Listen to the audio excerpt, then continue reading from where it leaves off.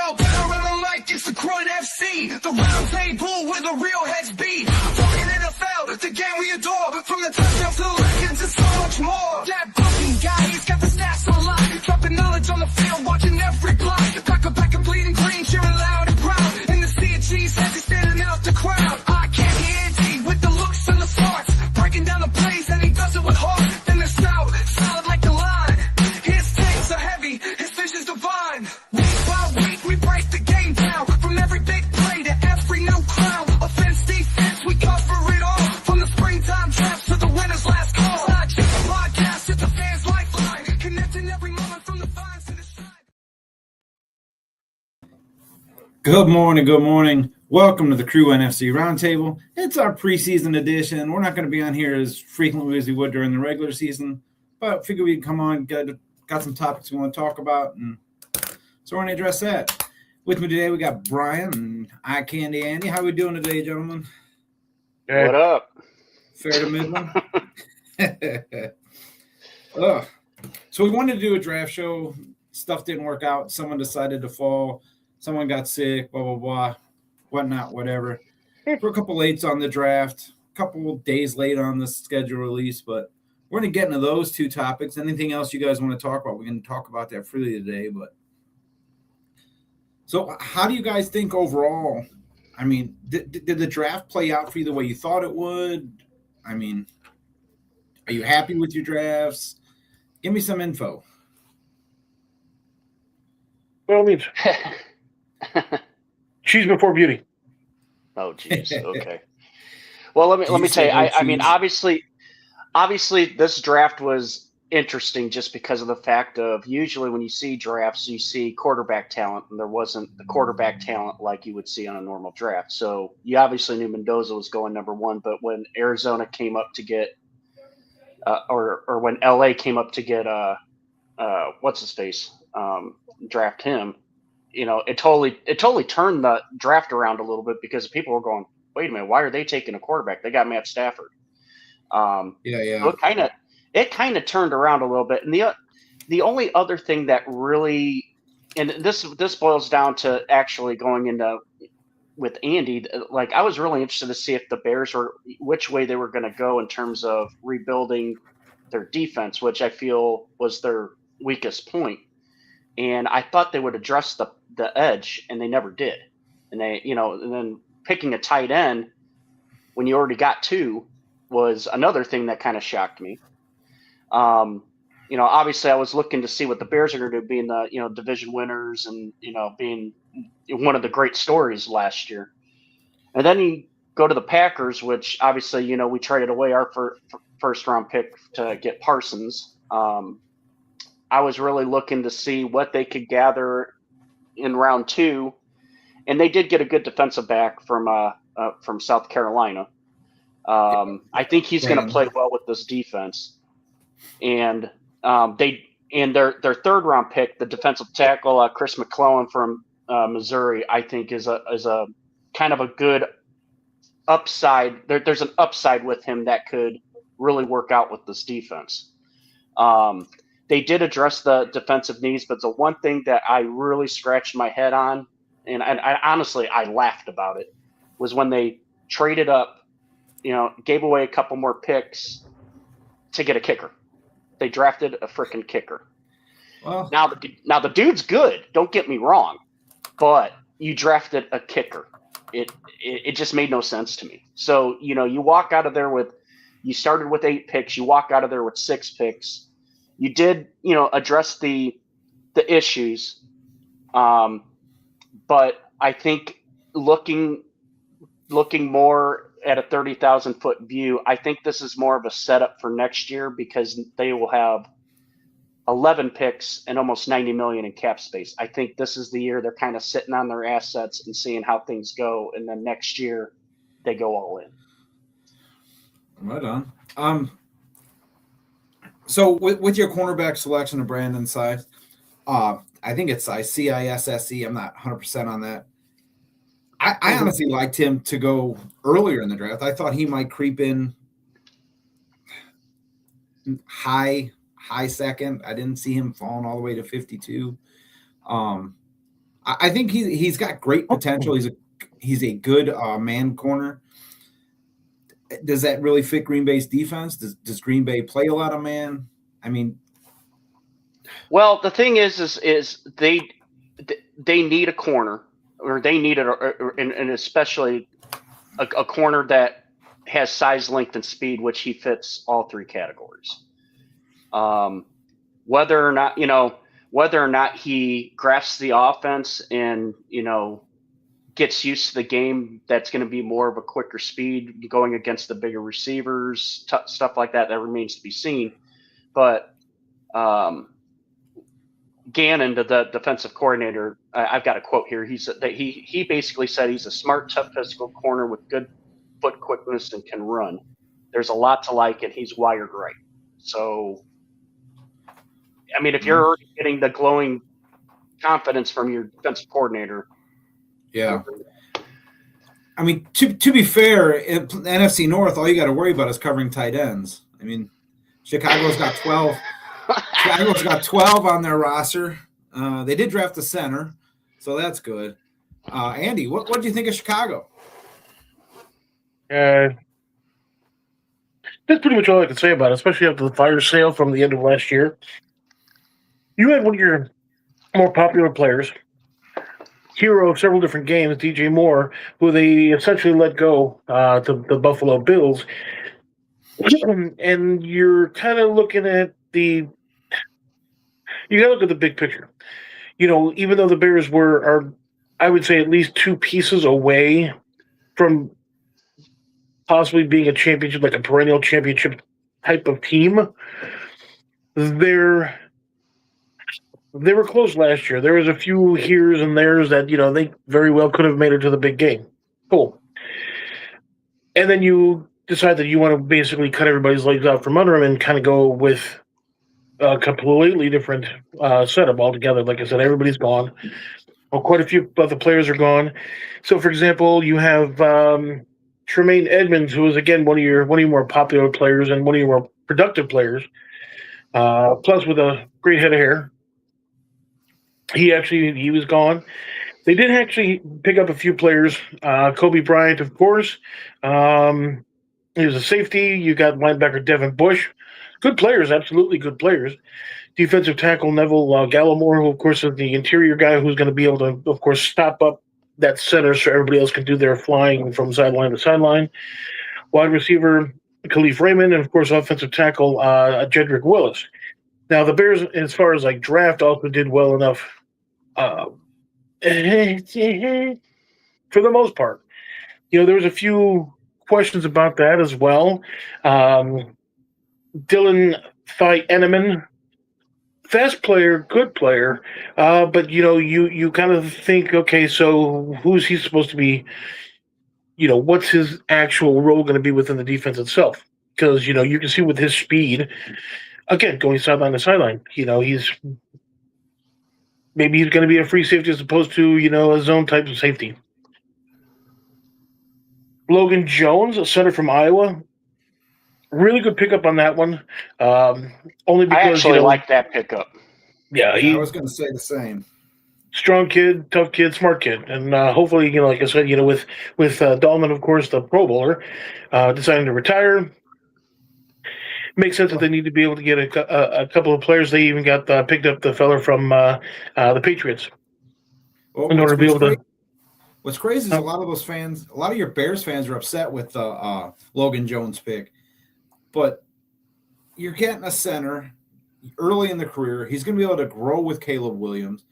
You've got an anchor there. He's a strong kid. He's played well in one of the toughest conferences in the NCAA. I mean, that's a solid pickup. In my opinion, I don't see how Bears fans can be upset with that. He's not shiny, he's not fancy, but he's definitely going to get the job done. Sure. I know there was another guy. I think he was from Washington. I think he started out the 90s. And then he made 7 or 8 straight Pro Bowls, that kind of thing. And I'm not saying that, Logan Jones is going to be that type of a player, but he potentially could be somebody that could be there for 10 years. Minus the CTE and all. He can be a player that could actually anchor your offense in order to be able to – and still, you do have some issues with, with protections and things like that, where the good thing about Caleb Williams, he can move around, scramble, do his thing, but I don't know if he's necessarily if they want him to be like a pocket passer type of deal, or at least when he has that opportunity to be a pocket passer to where, he can actually just survey the field, go through his progressions, and actually chuck it down to one of over 100 tight ends. Right.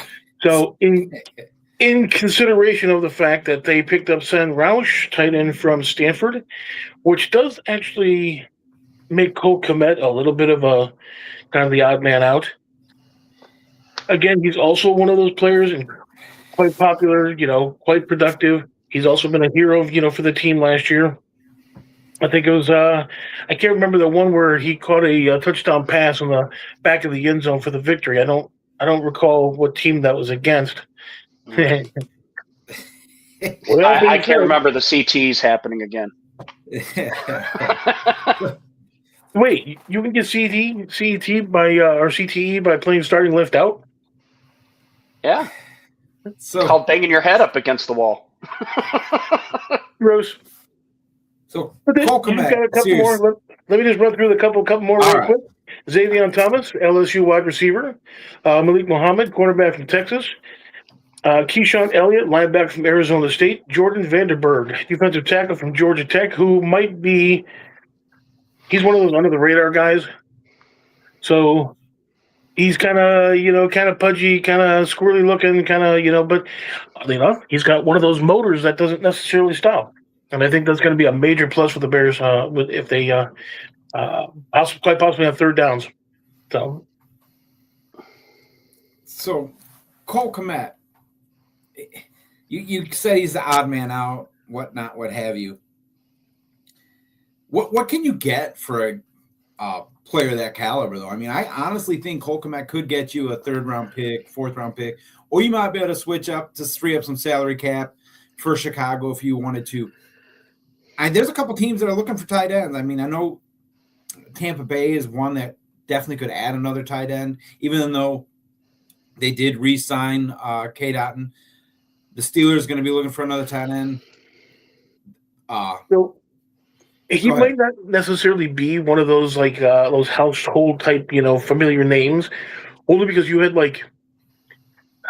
mediocre teams like Tampa Bay, for example, who had a mediocre tight end and a above average quarterback at one point. And so, when you're always in the news, you become a name. Cole Kmet's just simply not one of those type of players. He's almost like the workman attitude where you kind of just show up, you do your job, you go home. Granted, he does his little, baseball thing and stuff like that, to where he's swinging for the fences, and that's all fine and dandy, but he's not necessarily that name because I think he's a little bit more valuable than what he could conceivably get if you're looking at maybe 2 third-rounders, maybe a second, maybe some cash, that kind of thing. I would venture to say he would be a good late second. Really, you could probably get a medium or a middle down second rounder for him because he blocks, he catches, he does all the little things that you need from a tight end to do. So, and for the most part, a team player, he's got to be, especially with Colston, of course, having a breakout year last year. So, well, Colston definitely made him more easier for the Bears to separate with, but I'm not sure you get that high of a draft value pick, but honestly, you could definitely pick up some pieces that are going to help this season. You don't need 4 tight ends on your roster. Let's be honest. Well, also understand this too, and this is something I read up on even the draft pick. Ben Johnson likes to run a lot of different tight end sets, and sometimes running all 3 on the field. And it's interesting that they picked up the tight end, but also look at the other way. Look at the other direction. If they were to dump Kmet, if they wait till June 1st, the cap hits much less. So that's where in the next couple of weeks, let's see what happens. Maybe the Bears do make a move. Maybe Kmet gets traded to a team and gets the draft pick, or maybe an edge rusher comes back, which Bears desperately need. So it could work out that way too. Well, Go ahead, Andy. Go ahead. I was going to say, you have Devin Bush and a few of the other players that, of course, can play like that edge rush type of scenario. And as long as you get some sort of pressure on the quarterback, you're going to have some obviously good things happen. The Bears. And again, you have to look at the big picture. You had a whole bunch of popular players from a team that was actually a little bit better than what you would think from last year. They not necessarily ran through the NFC North, but they pretty much for the most part kind of sort of ran through the NFC North. And so if you're going to remain competitive within your division in and of itself, some of those popular players that you unfortunately let go, you have to really kind of sit back. But you have to look at the big picture. They were able to get secondary help. They were able to get offensive line depth for sure. You were able to increase your overall speed, especially on defense, and really your roster versatility. Just think about it like this. You have 3 tight ends right now. If you continue to draft tight ends, you can actually have an offensive line. Yeah. And then everybody can fan out. Does it make you do that on defense too? Does it make you nervous that they got rid of Moore and they're basically putting all their chips in on Roma Dunze and Luther Burden? No-ish. And then again, yes-ish. So DJ Moore, of course, is getting a little bit older. That's fine and dandy, and you don't necessarily want to be able to pay a player whose productivity isn't necessarily, so he's going to be your number one, but then he's also probably, if you pay him what he is for the most part worth, he would have to be your number one and like number 1.5. You'd have to throw the ball constantly just simply to be able to get your money's worth. Roma Dunze, of course, rookie contract, and a couple of the other wide receivers, Burton, for example, who are starting to come into their own. It's just simply one of those things where you're going to get more bang for your buck.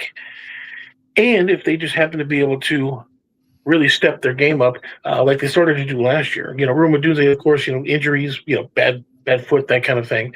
So if he can stay healthy and become that number one or maybe 1.0, 2.0 kind of a receiver, along with the tight ends and things like that, you might be able to actually open up the field a little bit more, because how Ben Johnson is, how he likes to open things up and then close them down and then run and then pass and then have the running back throw the ball and then the quarterback play wide receiver.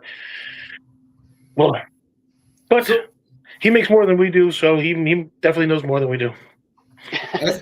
As a Bears fan, you've got to be happy with the DJ Moore trade and the way it's panned out for you. I mean, you have your first franchise quarterback ever, if we're being honest. I mean, since the merger, at least, you do have a franchise quarterback you can build your team around. You weren't going to get that unless you pop that DJ Moore trade. I basically original trade, not the new one. Right. I see what you're saying, and here's where it gets kind of interesting, because you had iconic names like Cutler, Kramer, Grossman, those type of names, that are absolutely iconic in the You do have 2 Pro Bowlers, though. Right? There's 2 Pro Bowlers in Bears history since the merger at quarterback. Slickety Mitch. Trubisky, of course, out of North Carolina. But look at the bright side. You have an opportunity for Caleb Williams to be able to be quite possibly amongst the first Bears to ever throw for 4,000 yards. Well, he was damn close last year. So I mean, I think you have to give credit for him to learning a new offense, and obviously it's a more complicated offense with Ben Johnson. But to learn that offense and to play at the level he did last year, it'll be interesting to see year 2 under this system what happens. And that's why I had posed the question with the receivers. I mean, the tight end, they use the tight ends a lot. The tight end position's solid, but I'm still, if I were a Bears fan, that would be my concern is at wide receiver. To me, I don't think Roma Dunze did enough to warrant anything saying this is where we put all of our chips in. Luther Burden, was a later round draft pick and showed out last year. Looked real good. But is that a flash in the pan year one thing, or is he going to get better? But then after that, you just got a bunch of dudes, and that's why I was asking, with that being said, doesn't it make you nervous that with the wide receiving options that you have, you don't have that guy, like DJ Moore was that guy. You knew if you needed the big play, he was there. Sure. And again, yes-ish and no-ish. Only the fact that, a lot of times, being a wide receiver, especially in the NFL, you're, of course, going nonstop for those, 3-4 plays. You sit off, catch your breath, and you come back out. So at the end of the game, you're going to be pretty darn tired. And so, there were times when, you were looking to DJ Moore to be that guy to kind of step up to get that first down, to possibly, get that touchdown, whichever the case is. That'll help the Bears actually progress along, and sometimes that just didn't happen. I think it might be one of those things where you have like a veteran player and he was not a rookie, but more of a rookie-ish type of quarterback. If you have the opportunity to actually have a quarterback and a wide receiver, and possibly a tight end, for example, that can essentially literally grow together, you're going to have that thing to where you're going to be able to have a little bit more chemistry because of the fact that you've been in the trenches for as long as you have. Now he's part of your clique, so to speak. Mm-hmm. So I can see why they let DJ Moore go. I don't kind of trust in the process, so to speak. So, what if I were to tell you that there's smoke in Chicago on possibly Deebo Samuel? I was just going to say, if anything, you hit the fire alarm and get out of Dodge because. Well, I'm just telling you that is a trending topic right now, and people are starting to link Deebo to the Bears. Excuse me. Who's Deebo Samuel? What's he do? He was injured. He is often injured, but he was wide.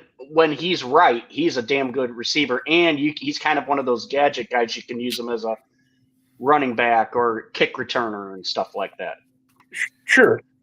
My point is, so injured on several different occasions. That's fine. He probably wants an absolute fortune, and if he's going to be able to give you 6 to 8 games, I don't know. If by chance he's going to be your number one receiver / decoy. He's going to be able to, he's going to be doing double teams and stuff like that. When next thing you know, you have Adunze and, of course, Burton and even some of the others who are going to be more open. But you want to spend that kind of money, especially cap money, that the Bears don't necessarily have. You never know. Plus, look at this.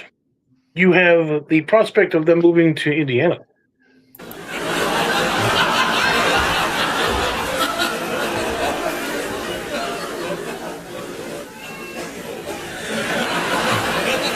Something we need to do is get a lab.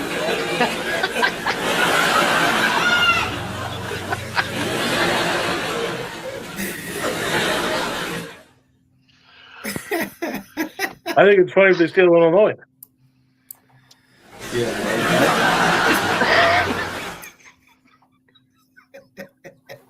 Yeah, I don't know, man. The Bears to Indiana, that would be great, but I don't know if Indiana has that. Supposedly we'll know by June 1st that because that's when the Illinois session shuts down May 30th. And if nothing's done, June 1st, we could be getting that announcement saying the Bears are going to Indiana. Yeah, that'd be great. It's like the greater New York, New Jersey Giants and Jets. Yeah. Well, we've wasted enough time talking about the Bears and the Packers. Oh, dear God. There is a team that made some noise, though, in the draft. I mean, in all honesty, Tampa Bay Buccaneers couldn't have had a much better draft. I know a lot of people are bad-mouthing Ruben Bain because he's got short arms and, maybe he's got the wrong attitude or whatnot, whatever. But all I saw the dude do was perform. I mean, Ruben Bain falling to 16 is kind of like Aaron Donald falling as far as he did. But What's that? Character issues? No, not really. I mean, his big issue is he's got attitude. He plays with a certain demeanor. He carries himself a certain way. But the big knock on him was his short arms, and you can't tell me that Aaron Donald isn't one of the best in the NFL to ever do it. Mediocre at best. You look at Aaron Donald's career. I think he had 31-inch arms. The man was a menace. You look at Ruben Bain throughout his career in the NCAA. The man was a menace. I mean, there's nothing you can really say about that. And all these people that are doubting the fact that he, has the short arms and doesn't have the proper attitude or whatnot, whatever. Warren Sapp had a bad attitude. Warren Sapp, honest to God, might not be the greatest human being on the planet. I'm not letting any secrets out on that, but he still could play football and he still got the job done. Did I expect Ruben Bain to fall that far? No. Did I do any mock drafts where the Bucs had Ruben Bain? No. But am I upset that the Bucs had Ruben Bain? Hell no. Change of attitude, change of culture. You bring in a character or a player like that's just straight mean. Then they go out and they draft second round Josiah Trotter. This was a stretch for me. I really thought they were going to go C.J. Allen, but apparently there were injury concerns with C.J. Allen that the Bucs just didn't like. If you trade up to get Rodriguez, you don't have the following picks after. So I'm okay with Trotter. I don't know if he's going to make the impact they're wanting him to in his first season, but he does have the bloodline. He does have the lineage. I mean, his brother's in the league. His father was in the league for a long time. So, I mean, there is that. We did lose Mike Evans this year. Lost your height, lost your jump ball receiver, lost your red zone threat. And you pull a guy 6'3", 206 pounds out of a small college in Georgia State in Ted Hurst, and I think he's going to be an absolute stud. He's not going to be your every down receiver like Mike Evans was, but he's going to be your red zone threat. He's going to draw attention. That's going to free up other people to make some plays. How about the yak? The yak. Honestly, Ted Hurst is a great yards after catch receiver, but he's played in a smaller college. You know what I mean? He didn't go against the talent you go against in the SEC, ACC, Big Ten. I mean, you just don't face the same talent. That line's getting blurred every day because of the NIL and stuff like that. But I think with Mike Williams Evans, whatever the heck his name was, Mike Evans, he had that streak, but they were just chucking him the ball. Mediocre at best. Mike Evans is a first ballot Hall of Famer. First ballot. For what? For what sport? Ping pong? Anyway, so and then like Keontae Scott falling at 116. Again, I'm not sure the role he plays in this defense. He's a blitzing safety. He's not really great in coverage, but Todd Bowles loves those chess pieces. He can move around the field and attack the offense. Keontae Scott fits that role. He's got a great attitude. He's got a great motor. So hopefully, and those picks there, we can round out this defense and change the attitude and culture of this defense. You added Alon, can't even talk right now, Anzalone at linebacker to replace Levante David in the leadership role. We did lose Jamel Dean on the corner, which a lot of Bucs fans are happy about. But honestly, Jamel Dean had a solid year last year when he was healthy. When he was on the field, I think he allowed a completion percentage of 47.7, which topped the NFL. But anyway, I digress. Thoughts on the Bucs picks? Where's that laughing button? Hit that laughing button. Oh boy, here we go. No, I'll tell you what. I actually agree with you that they had a hell of a draft. I think they addressed needs, especially when Bain fell. And obviously, yes, you brought up the whole short arms thing. I still thought somebody was going to take him before Tampa. I really did. And when Tampa got him, and then the pick of Ted Hurst, I think you're going to be right on Ted Hurst. I think being from a small college, there's a big unknown, and if you're able to steal a guy with his height and his abilities, you look at it, you're looking good there. Here's the question I pose to you, post draft. And I know last year we were basically claiming Todd Bowles' seat should be real hot. Yeah. So now after this draft, where are you putting your head coach in terms of seat hotness, just because of the fact that they basically went defensive on this draft? Oh, they basically are telling him, you figure this out, or you're going to be, sitting at home watching the games instead of sitting on the sideline. I honestly, I said this last year. Well, not last year, when they hired Zach Robinson, I honestly think that was their way of saying, you're next up. We're going to go offense if this defense thing doesn't work again. And I don't see you going out if it doesn't work out. I don't see you going out and hiring an offensive-minded head coach when you have an offensive-minded coach standing there on the sideline that you just brought in the year prior. I think he'd be your logical step to just progress up. You keep the offensive scheme. Defensive football is a lot easier to learn than offensive is. In all honesty, defense is pretty much find ball, get ball, kill ball. You know what I mean? It's not vastly different. You'd have different assignments. There's different schemes. There's different coverages. But when all said and done, the philosophy of defense is get the ball, right? Right. So why would you bring in a whole new offensive scheme if you already have one in place? If your offense is doing well and your defense is falling apart, that's the only transition I see that makes sense. So that actually begs the question, is a receiver with short arms coupled with a quarterback with short legs, how is that Oh my God. how is that supposed to be an offensive juggernaut?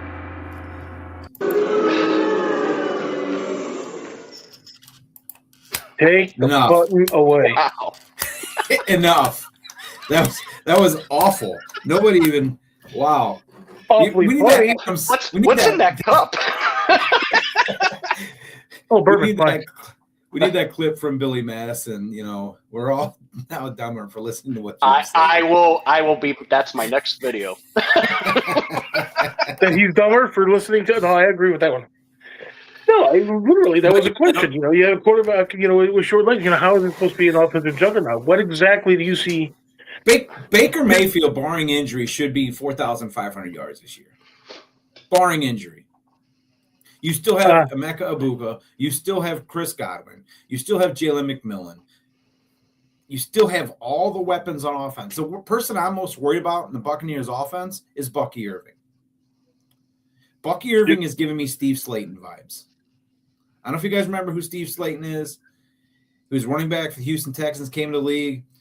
First season rushed for like 1,400 yards, and then didn't break 700 yards after that. What do you attribute that to, though? If you're worried about him so much, what is that? Is it run scheme, offensive line? Is it just the player himself? Bucks offensive line is honestly probably top 5 in the league when healthy. They haven't had a healthy season. I can't remember how long, but top 5. Okay, top 10, we'll say, if healthy. If they can stay healthy and not play musical chairs with their interior and exterior offensive line, I think they're solid. My worry with Bucky Irving is he's a small back, fast back, quick back, great in space, but he's not afraid to lower his shoulder. He's not afraid to go inside and try to get the tough yards. And when you have a small back running into a wall repeatedly, you just have injury. And honestly, Bucky's still not ready to play. He's still injured, if you will. He hasn't been cleared to practice. He hasn't been – granted, we still have till June 18th, 19th, something like that for OTAs and mini camp or what have you. But still, you need to be healthy. You need to be on the field. It doesn't help the Bucs playing a injured Bucky Irving. And I think that's why they went out and they traded for or picked up Kenneth Gainwell. Gainwell's solid. He basically is the same back as Bucky Irving. Go ahead, Andy.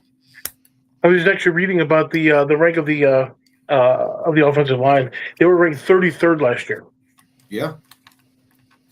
And how many of them were healthy and played a solid game together? I would imagine all of them. They were ranked 33rd out of 32 teams. Yes, Andy. We get it. But yeah. Well, my actual question very simply is, you have the receiver, at least you had receivers that are actually all familiar with each other, even though you have the Yakless Wonder who unfortunately took off for the money because he's in fact getting a little bit older and wants to be able to less money. He took less money. He took less money to go to San Francisco. I honestly think the 3rd and 28, where Todd Bowles' defense gave up a first down and essentially lost the game, is what cost Buccaneers Mike Evans. He wants himself a winner. But my question is, why? You're gonna jump a team that you're familiar with, that you've been there for a million years, for essentially less money. What exactly tore that little reunion or that relationship apart? I think the answer is he wants to win and he wants another shot at a trophy. He wants another shot at Lombardi. He doesn't see that right now in Tampa with the current coaching staff, possibly current defensive scheme. But yeah, I really don't. It hurts me that Mike's not a Buck. I'm not going to lie, but he truly wants to win. He truly wants to go out on top, and he didn't see that in Tampa.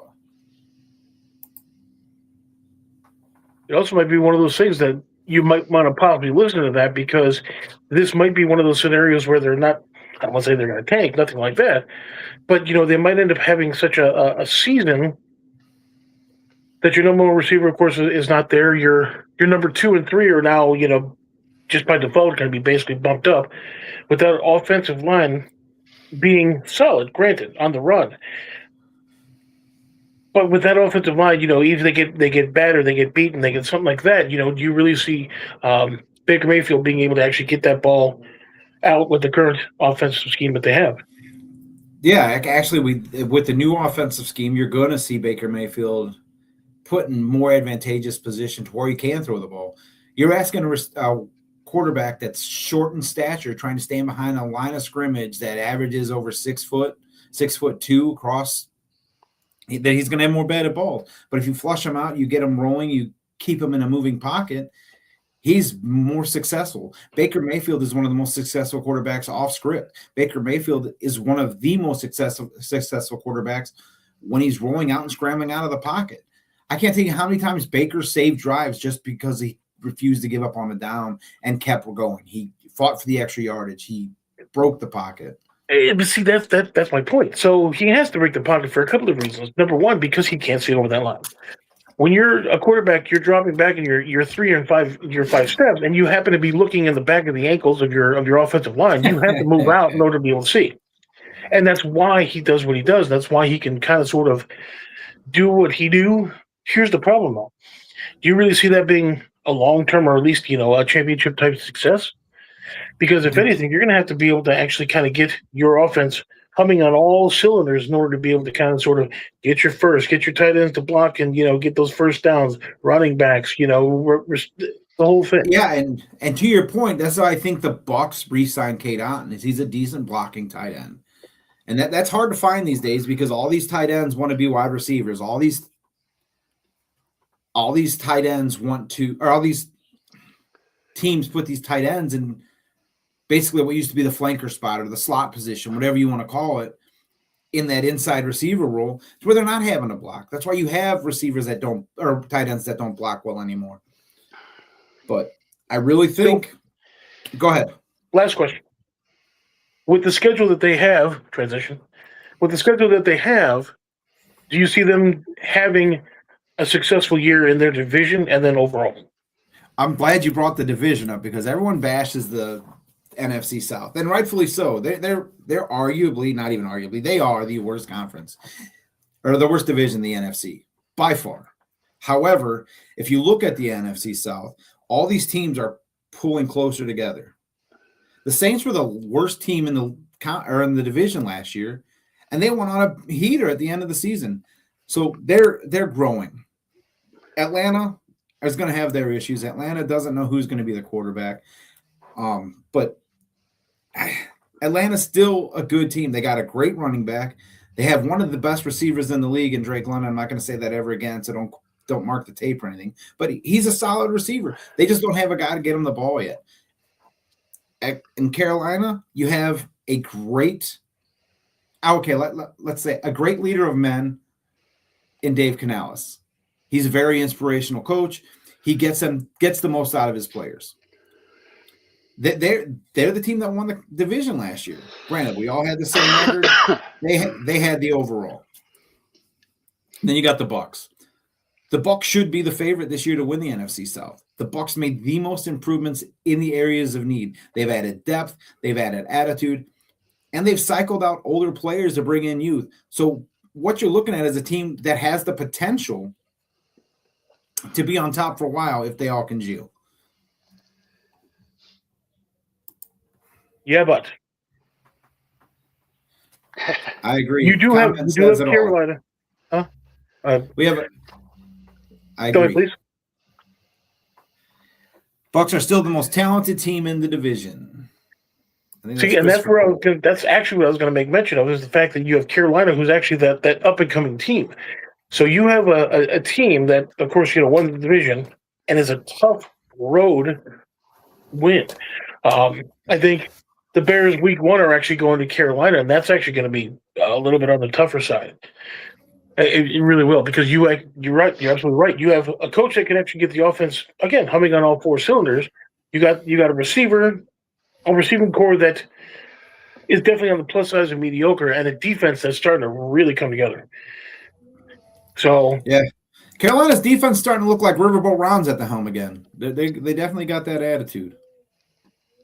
So Carolina's going to be a tough team, and if you say that the Bucs might have the most talent, I think that's tough to prove. I don't know. But well, let's look at the Bucs schedule while we're at it. I'll go through the first 4 games of the Bucs schedule here. Week 1, you're in Cincinnati. That should be a Bucs win, and I'll tell you why I say that. With Todd Bowles at the helm, the Bucs have went 2-0 for the last 3 seasons to start the season. In Cincinnati, they suck opening week. I mean, they're terrible for the first 4 weeks of the season, so that should be a win. Week 2, at home against the Cleveland Browns. This starts the Baker Mayfield revenge games, and I really think the Bucs come out big in that home opener. Week 3 is in Tampa against the Minnesota Vikings. Minnesota's probably the worst team in the NFC North right now. Agreed. I don't know what they're doing. I don't think they know what they're doing. But I think you got to win there. Week 4 is going to be tough. Week 4, the Bucs are going to be facing the Green Bay Packers at home. But the big caveat to this is Micah Parsons will not be there and will not be ready. Exactly. And I have a tough time picking this game, but because it's early and I'm a homer, we'll go Bucs win this in a close one. That's your first 4 games. So let's say Bucs start 4-0. This week 5 game is their first loss. Thursday night football against the Dallas Cowboys at Where's Stout? We need Stout. Just so he can go, you're crazy, man. It's gonna be a loss in Dallas, and I'll stop there. We'll just go for the first 5, okay, and then I will come back to the Bucs winning the division. But first 5 games, I got the Bucs 4-1. Brian, you have your schedule up? I'm pulling it up as we speak. Thank God you set up. I already got mine up. If you want to start. You got yours up, Ryan? Or Andy? No, go ahead, Andy. Go ahead. Week number 1 at the Carolina Panthers. It's going to be a good victory for the Bears.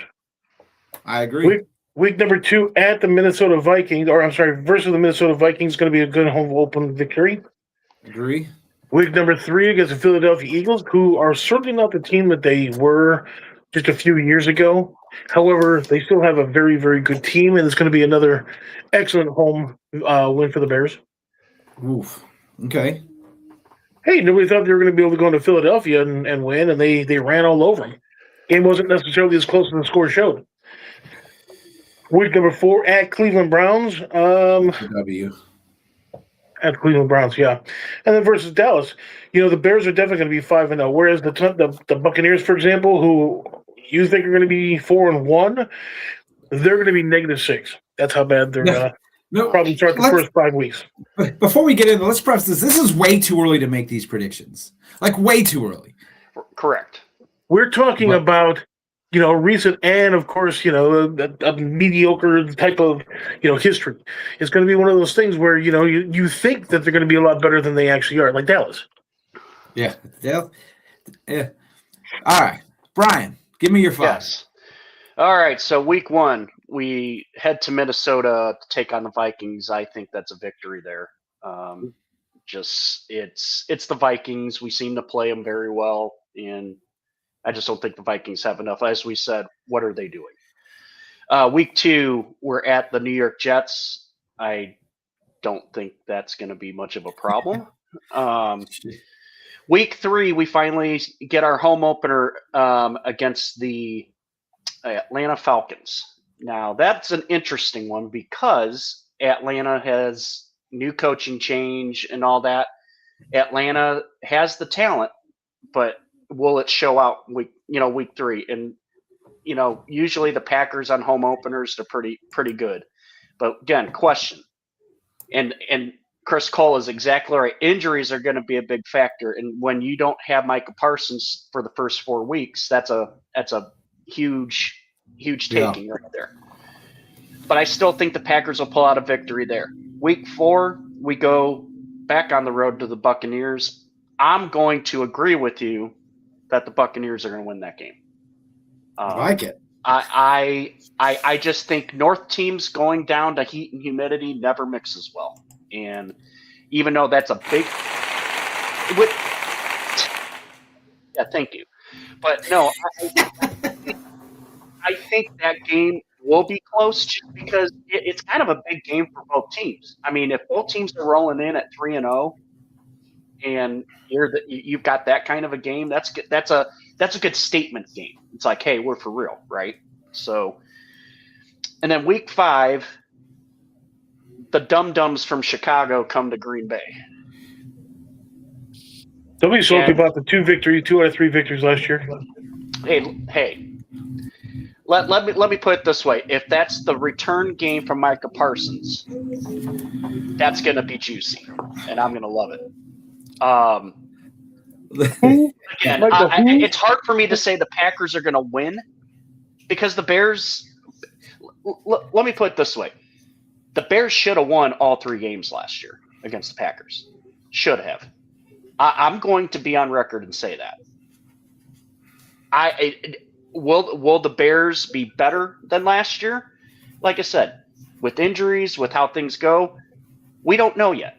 But what I'm going to tell you is that game, week 5, if Micah Parsons is back, that's going to be one hell of a juicy game, and I can't wait to watch it. But that game, that's a coin flip for me. I don't know. That's why I think the Bucs beat Green Bay. That's 100%. That game right there that you're talking about is the reason why I think the Bucs beat Green Bay. You're anticipating Micah Parsons coming back. You're anticipating Chicago. You're anticipating an interdivision game. That holds a lot of water. You're playing the Bucs prior to that. That's a trap game for Green Bay. 100%, in my opinion, that's a trap game. And it's funny that we have all 3 of us on. I just looked up strength of schedule just for the 2026 season. Chicago Bears have the toughest schedule in the league by far. Yep. It's not even close. Tampa Bay has the 6th hardest schedule in the league. Yes. We go down to the Packers. It's mid-tier. In which I don't know. When I look at the schedule, I mean, yeah, the Jets and the Vikings I see as easy ones, but I'm telling you what, I don't, we're as we're saying, we're way too early on all this, and I just don't see how, like the Packers, for example, I don't see how they can rank it. I know they're going by previous record, blah blah blah, I just don't see how they can call us a mid-tier schedule when I see games on there where I'm like, I don't know. Yeah, what's crazy about the schedule ranking is they go by playoff teams. I think are automatically 2 points, and then how far you make it in the playoffs, it progresses. You add a point. You add a point. You add a point. So, say you have 3 playoff teams, there's 6 points right there. Does that make sense? Right.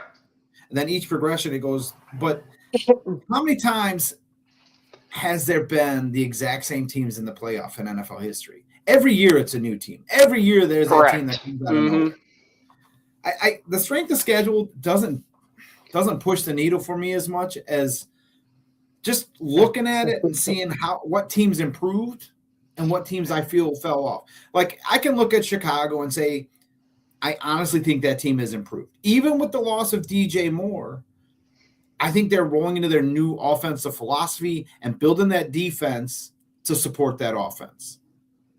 Right? You look at Green Bay. Green Bay, honestly, kind of stagnated, in my opinion. I might be wrong. No, I completely agree with you. But I think they're resting on their laurels, and they're gonna see, like you said earlier, what they can do going forward. If this team wins, great. It's not expected, I guess. They want it, but I don't think they expect it. Whereas you haven't. Go ahead, Andy. I was going to say, speaking of coaches and hot seats, how's that seat in good old Green Bay? It's not as hot as I want it to be. Let's just put it that way. They lockstep the GM and the head coach for 4 years, I believe. And the president just basically gave them the big vote of confidence. And I think you're going to see LaFleur see this through at least 2 seasons. Obviously play go this unless they just completely bomb out this year for some reason. But next year is going to be the year where it's going to be like the microscopes on the GM and the head coach. And just because, as I said earlier, 11 picks, $90 million in cap space. If they go all in next year and they're just mediocre, I think GM and head coach are gone. Well, think about it like this now. You remember, of course, several years back you had Brad Pitt playing that Moneyball thing.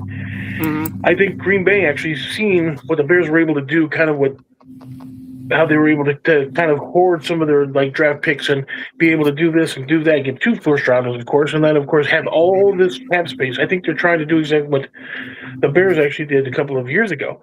And if that being the case, hopefully they won't have a success, obviously because of the Bears, but there's a strong possibility that they're trying to follow that. And so once they actually get into it, they can get some nice players there. I think you hit that on the head because Bears did kind of, as they rebuilt the team, you kind of saw where the money was going to end up going to, and it kind of saved it to where now you've got Williams, you've got all these other guys, and the assets turned into great things. And that's what I think Green Bay's kind of in that secret retooling where they're, they obviously they signed Parsons to the big contract. No, and not everybody knows this, but when they gave Jordan Love that extension, it was completely front loaded. So right now you're paying him not a lot these next 3 years. It's, that's why they set themselves up to where they're at right now.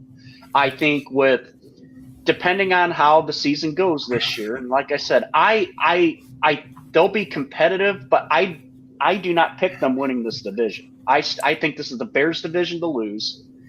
But there's a caveat. The Lions have probably one of the easiest schedules in the NFL this year. I am not with any by means doubting them to surprise in the North this year. Yeah. NFC North is going to be tough. Probably going to be the toughest division in the NFC. I mean, but does a Super Bowl come out of the NFC North this year? I don't think it does. I don't want to rain on either of your parades, but I think the NFC North, any team that comes out of there is at least 2 years away. I think the Bears are your best chance at a Super Bowl. Sorry, Brian, but honestly, they're 2 years away. I agree. So, if you're talking about the way too early for predictions, who do you see in the big game? Oof. Wow. I wasn't ready for that. Oh, man. You are going to have to look at the. Yeah, go ahead. I'm interested to see how Seattle is now that they've kind of retooled it a little bit to see if they're still as good as last year. But I think the Rams, to me, are going to be kind of that team you watch. I really do think they've done enough, and I think that team's the strongest. I don't see I see Philadelphia taking a big step back this year. Yeah. If anybody in the NFC East took a step forward, I'll be perfectly honest with you, it's the New York Giants and the Dallas Cowboys. Yeah. I here's my Super Bowl. I think Buffalo goes. Ooh. I think your San Francisco 49ers go. Really? Yeah. But if you're talking like the whole team and stuff like that, you will get a discount on plane tickets. I don't know about tickets though, so they can enter the game. Wow. I was waiting where the punchline was at. I thought you were going to go gas prices. That it took me all the way around. That was a long tour, but we got there. You're welcome. But yeah, I got San Francisco Buffalo way too early, but I think San Francisco, if they can stay healthy, are still the best team in that division. If Buffalo can figure out a way to win a damn playoff game, I think they're there. If they put the pieces together, Buffalo's there. See, I get your pick of Buffalo, but right now I need to be sold on what they did in the offseason. I mean, I get that DJ Moore. Okay, this might be the best wide receiver Josh Allen has had on his team. I mean, do we agree? Oh, I mean, but here's the thing: new head coach. New head coach, young energy, new philosophies. You have a quarterback that 100% has the ability to lead a team to a Super Bowl. That's all you really need is you need that piece that's going to pick everybody else up and take them to the finish line. And Josh Allen, I honestly believe, is that quarterback. But anyway, we're running out of time, guys. We got like 3 minutes left. What game are you looking forward to the most this season on your schedule?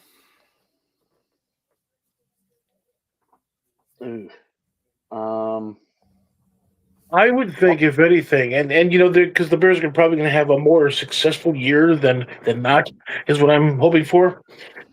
I like those games where I can just sit back and enjoy the game because it's going to be an absolute and utter blowout.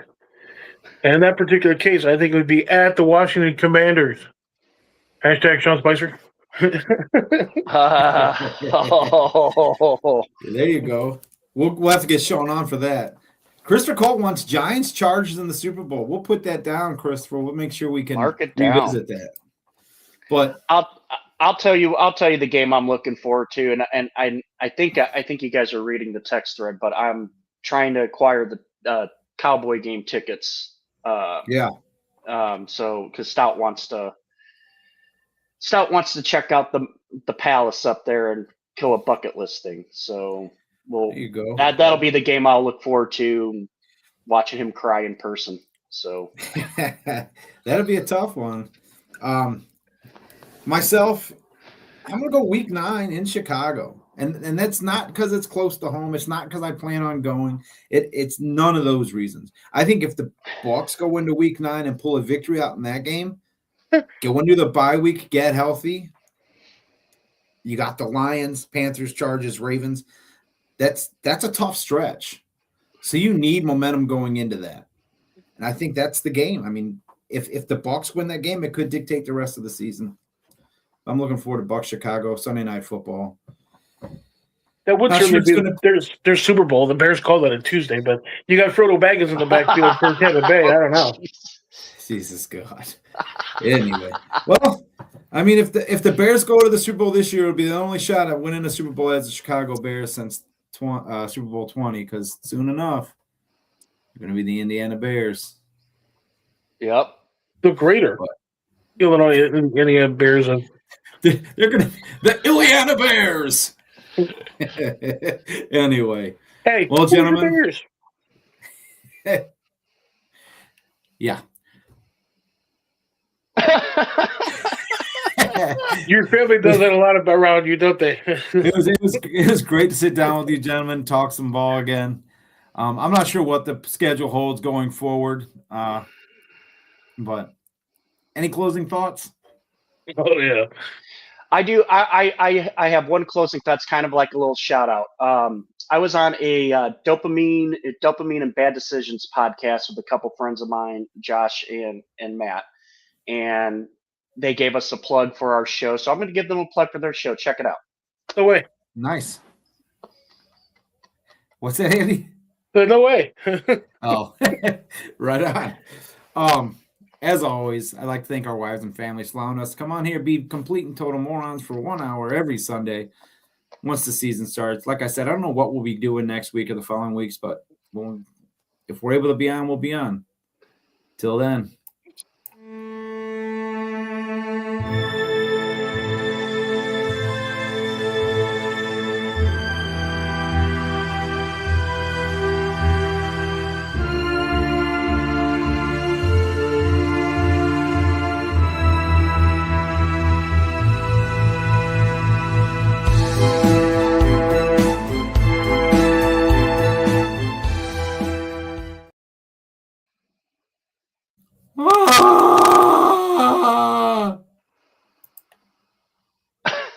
Wisdom's